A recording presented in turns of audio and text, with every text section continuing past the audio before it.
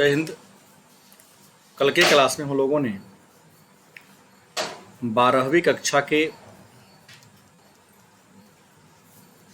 भूगोल विषय के एक नया टॉपिक पर परिचर्चा प्रारंभ किया था, जिसका नाम था अंतर्राष्ट्रीय व्यापार।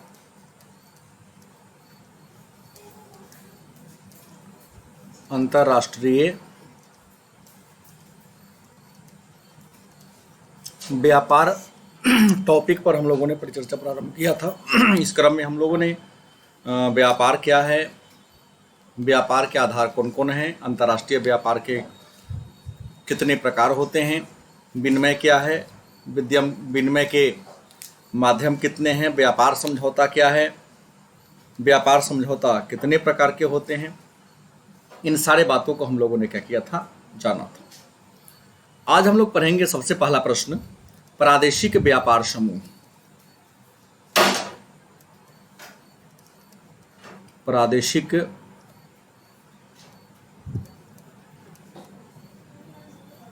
व्यापार समूह के बारे में जानेंगे। तो सबसे पहले जानेंगे कि प्रादेशिक व्यापार समूह क्या है, या प्रादेशिक व्यापार समूह से आप क्या समझते हैं। इसका उत्तर होगा विश्व के विभिन्न देशों के द्वारा, विश्व के विभिन्न देशों के द्वारा अपने हितों को ध्यान में रखकर, अपने हितों को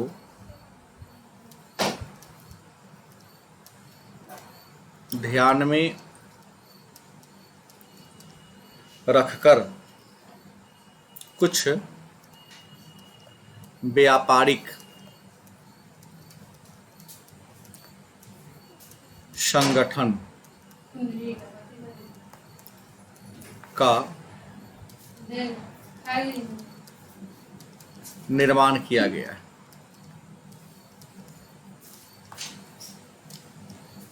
विश्व के विभिन्न देशों के द्वारा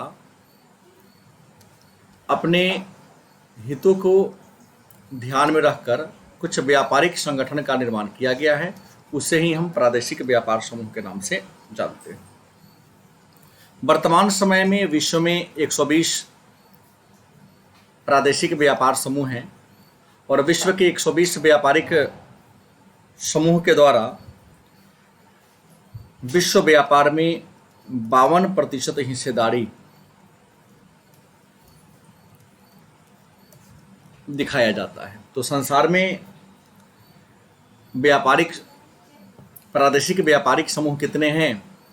120 हैं, और 120 व्यापारिक समूह के द्वारा संसार के विश्व के कितने प्रतिशत व्यापार पर अपना दबदबा जमाए हुए हैं? तो 52%। इसमें कुछ व्यापारिक समूह के बारे में चर्चा करेंगे। इसमें सबसे पहला हमारा होगा व्यापारिक समूह आसियान। आसियान ये एक व्यापारिक समूह है। तो ये आसियान क्या है? तो आसियान पहला प्रश्न होगा कि व्यापारिक समूह है। इसका पूरा नाम है ASEAN, आसियान। दक्षिण पूर्व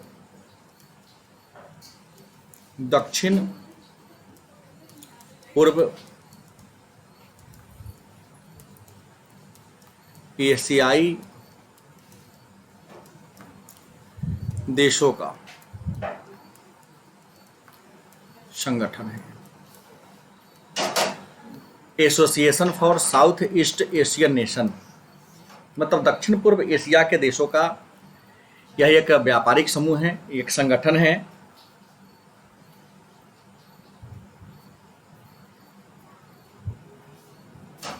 इसकी स्थापना की बात कर लेते। इसकी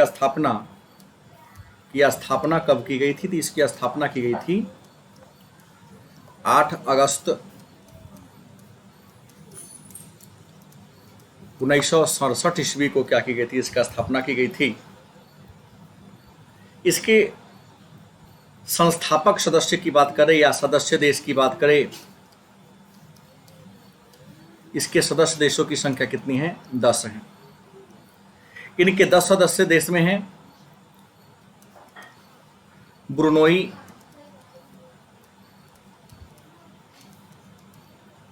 इंडोनेशिया,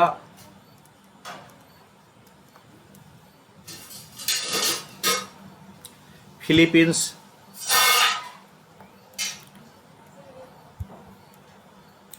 मलेशिया,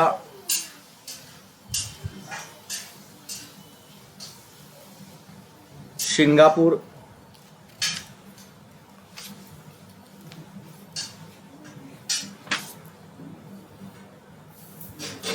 थाईलैंड,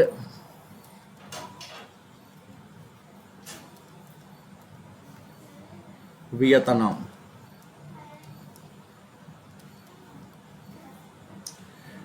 इसके अलावा कंबोडिया जो बाद में जुड़ा, लाओस, म्यांमार, इनके 10 सदस्य देश हैं। मतलब दक्षेश क्या है, आसियान क्या है? तो आसियान दक्षिण पूर्व एशिया के देशों का क्षेत्रीय संगठन, मतलब एशिया महादेश के दक्षिण और पूर्व में 10 देश हैं। इन 10 देशों का संगठन है। इसकी स्थापना 8 अगस्त 1967 ईस्वी को की गई। इसके सदस्य देश है Brunei, Indonesia, Philippines, Malaysia, Singapore, Thailand, Vietnam, Cambodia, Laos और म्यांमार। इसके क्या है? सदस्य देश है। आपको बता दें, इन सदस्य देशों के अलावे इसमें कुछ पर्यवेक्षक देश भी हैं। कुछ पर्यवेक्षक देश भी इसमें शामिल हैं और इसके पर्यवेक्षक देशों में Papua New Guinea, Papua New Guinea, Timor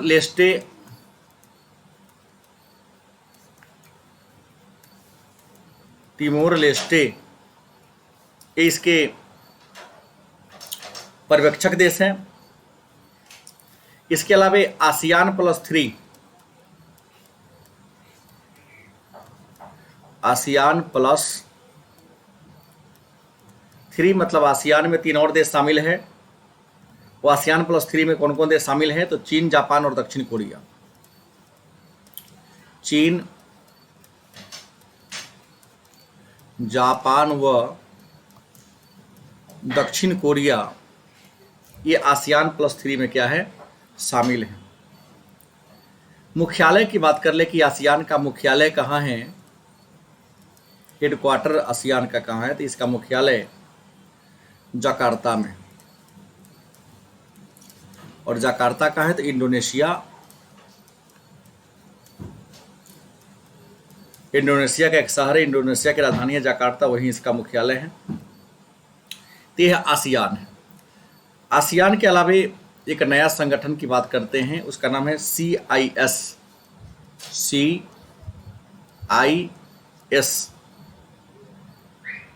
CIS जिसका पूरा नाम है कॉमनवेल्थ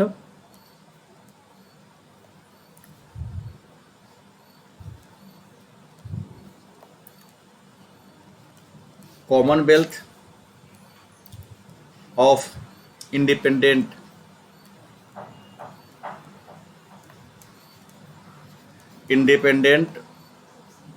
स्टेट्स,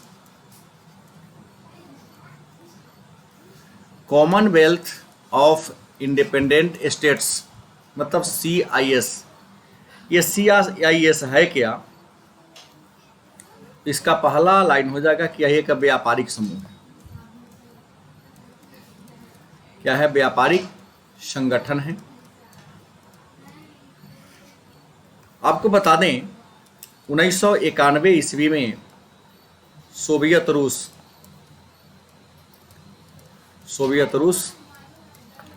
15 खंड में बट गया था। सोवियत रूस 1991 ईस्वी में 15 भागों में टूट गया था। इस 15 में से 12 देशों ने, सोवियत रूस से अलग हुए 12 देशों ने मिलकर 1991 ईस्वी में एक व्यापारिक संगठन की स्थापना किया। उसी व्यापारिक संगठन का नाम है CIS,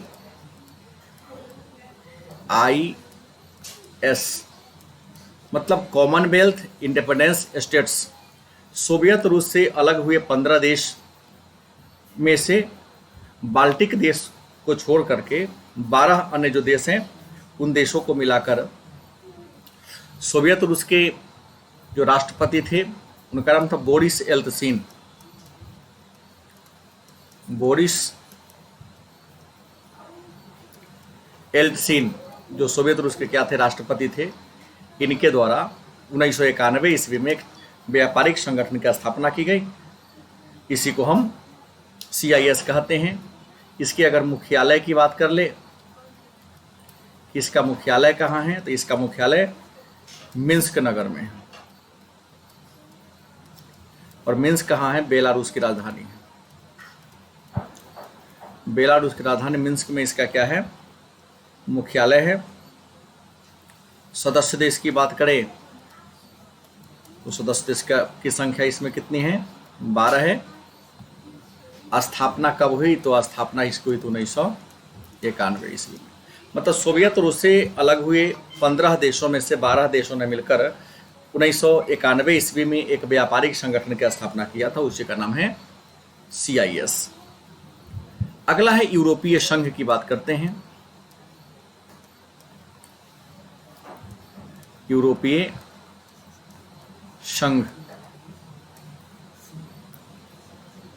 संक्षिप्त नाम है EU, मतलब यूरोपियन यूनियन। पश्चिमी यूरोप महादेश के, मतलब यूरोप महादेश के जो कुछ विकासशील या अल्पविकसित देश थे उन देशों ने मिलकर इसकी स्थापना किया था। इसकी स्थापना की बात करें तो इसकी स्थापना हुई थी 1957 ईस्वी में। स्थापना कब हुई थी, 1957 ईस्वी में। प्रारंभिक सदस्य की बात करें तो प्रारंभिक या मूल सदस्य की अगर बात करें तो प्रारंभिक या मूल सदस्यों की संख्या कितनी थी, 6 थी। प्रारंभिक या मूल सदस्यों की संख्या कितनी थी इसके पास, 6 थी। लेकिन वर्तमान समय में इसमें सदस्य देशों की संख्या बढ़कर कितनी हो गई, 27 हो गई है। स्थापना 1957 में हुआ और काम करना शुरू किया था 1958 ईस्वी से। 1958 ईस्वी में इसने काम करना शुरू कर दिया था। मुख्यालय की बात कर ले, इसका मुख्यालय ब्रुसेल्स में है। ब्रुसेल्स में इसका क्या है, मुख्यालय है। और ब्रुसेल्स जो है वो बेल्जियम की राजधानी है। बेल्जियम की राजधानी ब्रुसेल्स में इसका क्या है, मुख्यालय है। इस संगठन की खासियत है कि इसका एकल मुद्रा है, एकल मुद्रा। और इसके मुद्रा का नाम क्या है, यूरो। और इसका प्रचलन 1999 में ईस्वी में हुआ था। 1999 ईस्वी में इसका प्रचलन हुआ था। तो एकल मुद्रा भी है और एकल इसका बाजार भी है। यह एक व्यापारिक संगठन है, लेकिन व्यापारिक संगठन होने के साथ साथ यह एक ऐसा संगठन है जिसका अपना संसद है, अपना एक अलग न्यायालय है, अपना एक सचिवालय है, एकल बाजार है। और इसका एक अपना एक अलग मुद्रा है जिसका नाम है यूरो। और यूरो मुद्रा इसके 21 देशों में क्या हो रहा है, बड़ी धड़ल्ले से क्या हो रहा है, चल रहा है।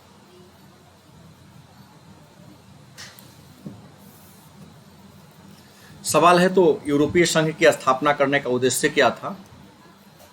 हर संगठन का कुछ न कुछ उद्देश्य होता है। तो यूरोपीय संगठन को स्थापित करने का उद्देश्य क्या है, तो पहला होगा आयात और निर्यात पर, आयात व निर्यात पर मात्रात्मक कस्टम शुल्क को समाप्त करना।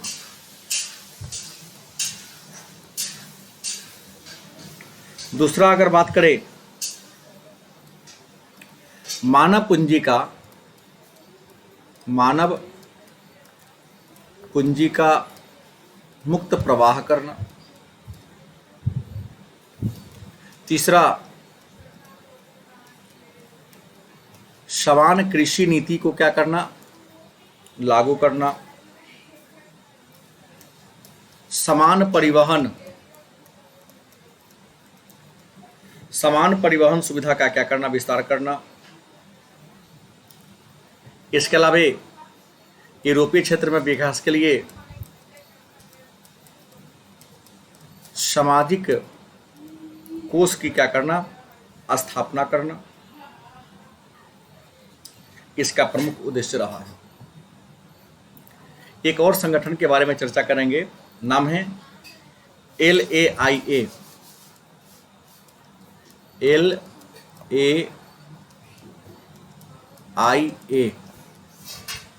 लैटिन अमेरिकी एकीकृत संघ, इसका पूरा नाम होगा लैटिन,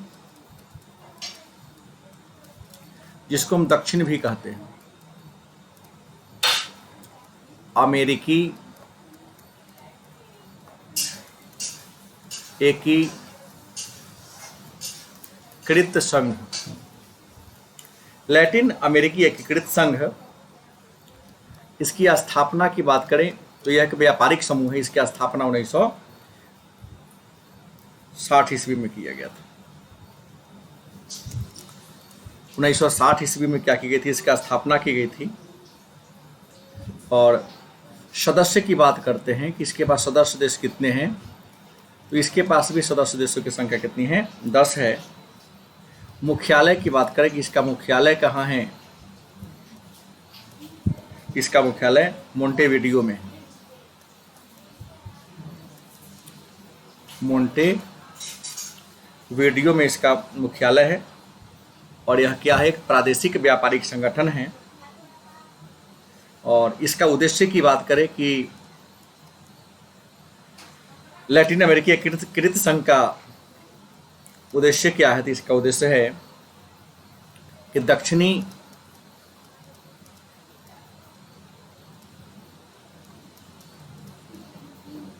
अमेरिकी देशों के बीच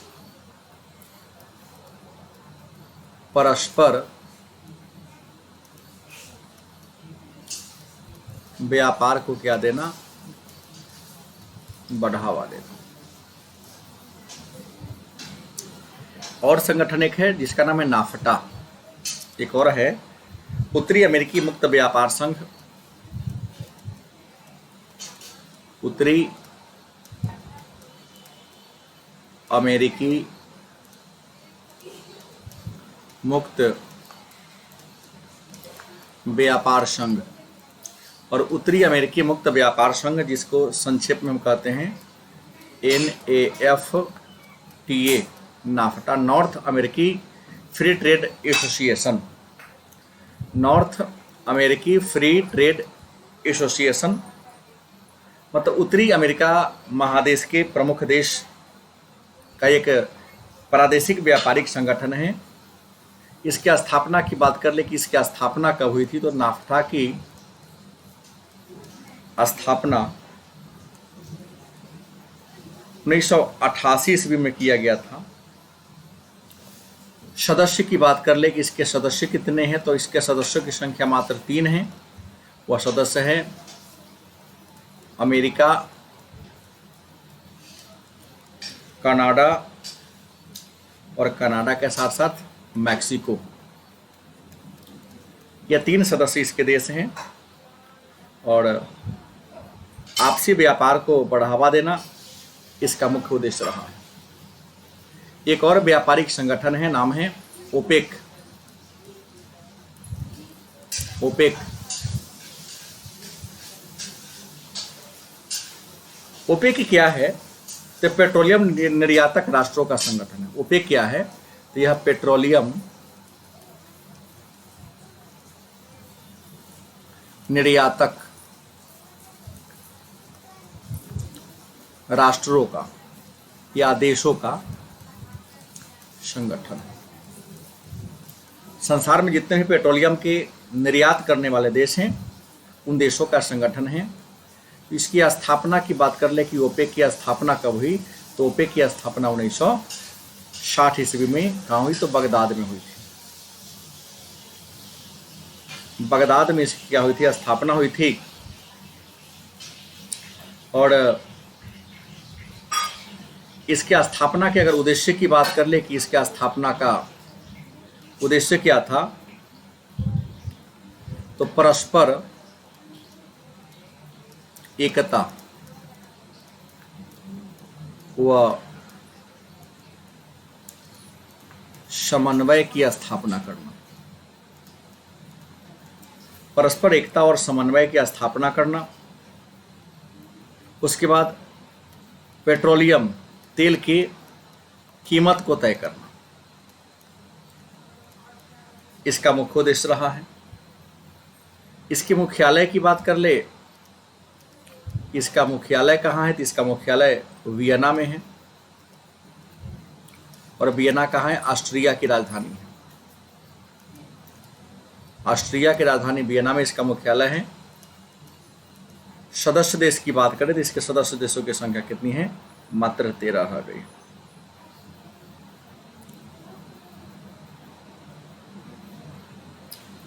इसके बाद एक और व्यापारिक क्षेत्रीय व्यापारिक संगठन है, प्रादेशिक व्यापारिक संगठन है, जिसका नाम है साफ्टा, SAFTA, साफ्टा। दक्षिणी एशियाई मुक्त व्यापार समझौता, इसका पूरा नाम क्या होगा, दक्षिणी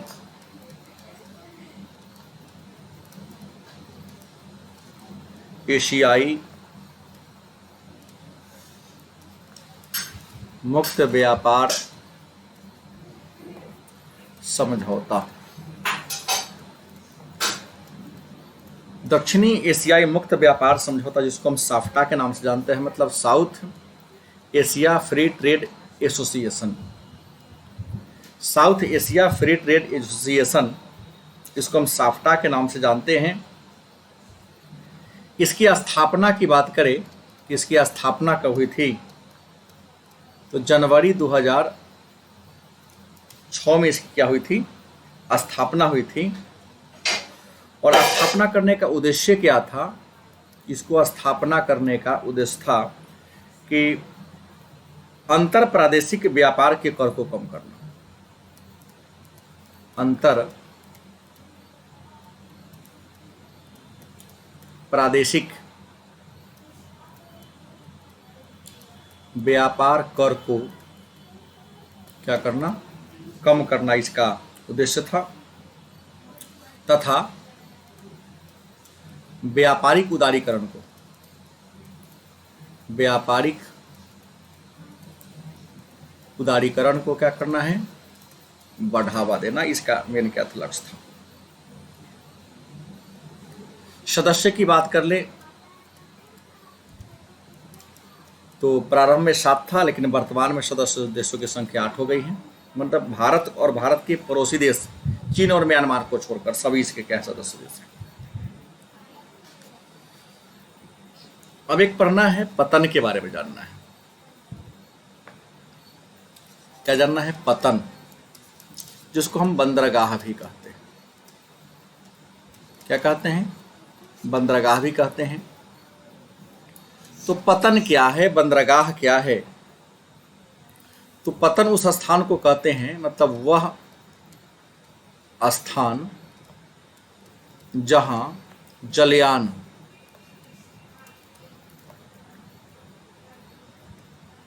ठहरता है तथा यात्रा के लिए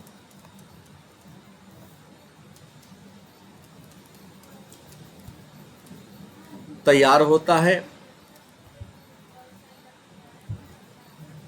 पतन कहलाता है।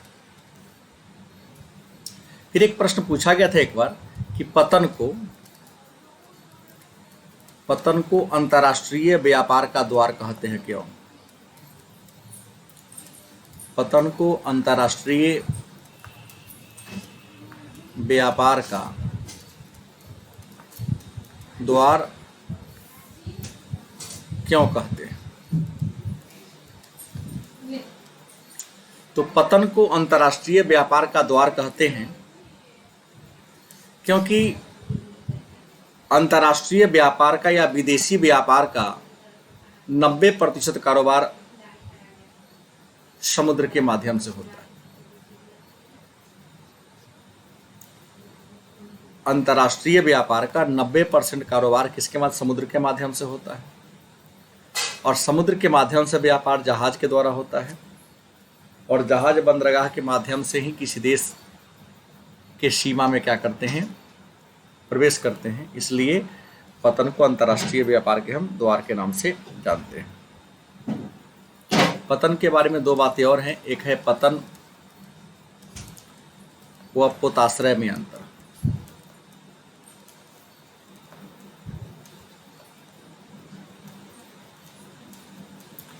पतन और पोताश्रय में अंतर की बात करते हैं कि पतन और पोताश्रय में क्या अंतर है। तो पतन उस स्थान को कहते हैं जहां पर जहाज कहीं से यात्रा करके आता है तो सामान को उतारता है, यात्रा पर जाने को तैयार रहता है। मतलब यात्रा पर जाने के लिए जिस स्थान पर जहाज खड़ा होता है उसको पतन कहते हैं। और जहां पर जहाज लंबी यात्रा से आने के बाद ठहरता है, जहां पर जहाज की साफ सफाई होती है, मरम्मत की जाती है, उसको हम पोताश्रय के नाम से जानते हैं। मतलब जहाज के ठहरने के या खड़ा होने के जगह, अस्थायी रूप से ठहरने और या खड़ा होने के जगह को पतन कहते हैं। और अस्थायी रूप से मरम्मत या साफ सफाई के लिए जिस जगह पर जहाज ठहरते उसको हम पोताश्रय के नाम से जानते हैं। तो अब सवाल होगा कि पतन के प्रकार कितने हैं? पतन के प्रकार कितने हैं, मतलब बंदरगाह के प्रकार कितने हैं? तो बंदरगाह को कई आधार पर बांटा गया है। बंदरगाह के अगर हम वर्गीकरण की बात कर ले तो कई आधार पर बंदरगाह का वर्गीकरण किया गया है। इसमें जो पहला वर्गीकरण है, निपटाए गए नौभार के आधार पर। निपटाए गए नौभार के आधार पर पहला वर्गीकरण है निपटाए गए नौभार के आधार पर। दूसरा वर्गीकरण है अवस्थिति के आधार पर।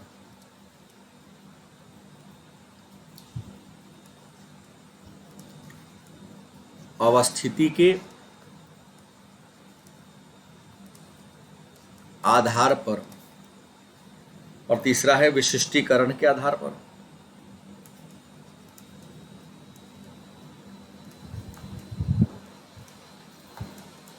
विशिष्टीकरण के आधार पर। तो पतन मतलब बंदरगाह के वर्गीकरण के तीन आधार हैं, तीन आधार पर बांटा गया है। पहला है निपटाए गए नौभार के आधार पर।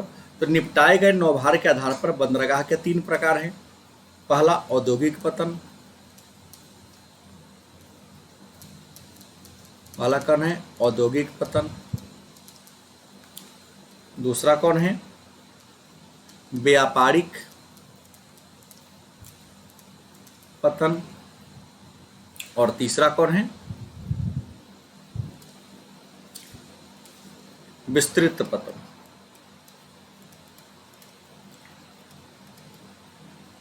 ये मन में होगा कि औद्योगिक पतन क्या है। तो जहां पर बड़े पैमाने, थोक पैमाने पर, बड़े पैमाने पर वस्तु का आयात और निर्यात होता है उसको औद्योगिक पतन कहते हैं। दूसरा व्यापारिक पतन उस पतन को कहते हैं जहां पर वस्तु या सामान को ढोने के साथ साथ यात्री का भी, माने वस्तु और सेवा दोनों का परिवहन किया जाता है, उसको व्यापारिक पतन। उसके बाद जहां पर केवल बड़े मात्रा में वस्तु का आयात और निर्यात या ढोया जाता है उसको हम विस्तृत पतन कहते हैं। और संसार में सबसे ज्यादा विस्तृत प्रकार के पतन। अवस्थिति के आधार की बात करें तो अवस्थिति के आधार पर बंदरगाह के दो प्रकार हैं। पहला अंतर्देशीय। पहला कौन है? तो अंतर्देशीय पतन, मतलब देश के सीमा के अंदर नदियों में या नहरों में जो जहाज चलते हैं उसको अंतर्देशीय पतन कहते हैं। नदी के किनारे, किस देश के भौगोलिक सीमा के अंदर जो जहाज बंदरगाह होते हैं उसको हम अंतर्देशीय पतन, और दूसरा बाह्य पतन। बाह्य पतन, बाह्य पतन किसे कहेंगे? तो जो बंदरगाह समुद्र में, सागर या महासागर में बने होते हैं उसको हम बाह्य पतन के नाम से जानते हैं। विशिष्टीकरण की बात करते हैं तो विशिष्टीकरण के आधार पर बंदरगाह के 5 प्रकार हैं। विशिष्टीकरण के आधार पर बंदरगाह कितने प्रकार है? 5 प्रकार है। पहला है तेल पतन। क्या है? तेल पतन। तो वह बंदरगाह जहां से पेट्रोलियम का आयात निर्यात किया जाता है, पेट्रोलियम को धोया जाता है, उसको हम तेल पतन कहेंगे। दूसरा है मार्ग या विश्राम पतन। मार्ग या विश्राम पतन मतलब यात्रियों को ठहरने के लिए या जहाज में पानी भरने के लिए, जहाज में ईंधन भरने के लिए जो बंदरगाह बनाए जाते हैं उसको मार्ग पतन कहते हैं। जैसे अदन, होनोलुलु, सिंगापुर। जैसे अदन, होनोलुलु और सिंगापुर, जो भी जहाज इस मार्ग से चलते हैं वहाँ यहाँ या तो ईंधन की आपूर्ति करते हैं या जल की आपूर्ति करते हैं। तीसरा जो पतन है पैकेट या फेरी पतन। पैकेट या फेरी पतन। मन में प्रश्न होगा पैकेट पतन क्या है या फेरी पतन क्या है, या पैकेट पतन या फेरी पतन से आप क्या समझते हैं? तो पैकेट पतन होता है मतलब बड़े बंदरगाह या कम दूरी के स्थानों को तय करने के लिए, छोटे छोटे दूरी के स्थान को तय करने के लिए अलग से बंदरगाह बनाए जाते हैं, उसको हम पैकेट पतन या फेरी पतन के नाम से जानते हैं। चौथा है अंतरापो। अंतरापो पतन क्या है या अंतरापो बंदरगाह क्या है? तो अंतरापो के बारे में कहा जाता है कि बंदरगाह के बगल में सामान को स्टोर करने के लिए, बंदरगाह के बगल में ही या पतन के बगल में ही जहाज से जो सामान आते हैं उसको स्टोर करने के लिए, इकट्ठा करने के लिए जो छोटे छोटे बंदरगाह बनाए जाते हैं उसको हम अंतरापो के नाम से जानते हैं। और 5वां है नौसेना पतन। नौसेना पतन मतलब सैनिकों के